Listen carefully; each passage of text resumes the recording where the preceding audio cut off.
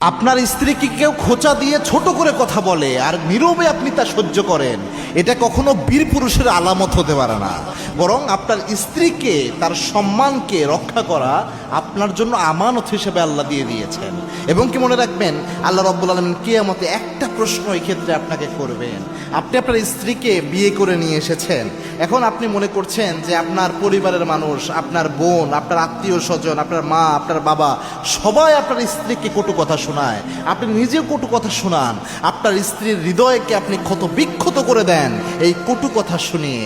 আপনি মনে করেন এটা কোনো আহামরি ব্যাপার না, এটা হতেই পারে, ব্যাপারটি এত সহজ হবে না কিয়ামতের এই কঠিন ময়দানে।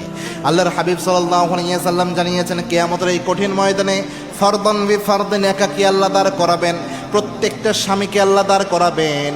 কুল্লুকুম রাইন ওয়া কুল্লুকুম মাসউলুন আন রাইয়াতিহি, প্রত্যেক স্বামীরকে তার দায়িত্বের ব্যাপারে আল্লাহ কিয়ামতের দিন জিজ্ঞাসাবাদ করবেন। তার ব্যাপারে জিজ্ঞাসাবাদ হবে যে কি অধিকার তুমি তোমার স্ত্রীকে দিয়েছো, কতটুকু মর্যাদা তুমি দিয়েছো, 5টা যে হক ছিল হকগুলো আদায় করেছে কিনা। এজন্য কোনো স্বামী যদি স্ত্রীর সম্মানহানি হয়, এরকমভাবে স্ত্রীকে রাখে, স্ত্রীকে মানুষের কাছে ছোট বানাতে মনে করে যে ছোট হোক সমস্যা নাই, আমি আমার এই বউয়ের অত কেয়ার করবো না, এটাই আমার বীরপুরুষতা, কশ্চিন কালেও এটা হতে পারে না। বরং আপনি আপনার স্ত্রীর যত্ন নেবেন, আপনার স্ত্রীর মন মানসিকতা অনুভূতির যত্ন নেবেন, আপনার স্ত্রীর সম্মান আপনার সম্মান মনে করবেন, এটার নাম হচ্ছে বীরপুরুষতা। আল্লাহর হাবিব সবচেয়ে শ্রেষ্ঠ আচরণটা তার স্ত্রীদের সাথে দিতেন।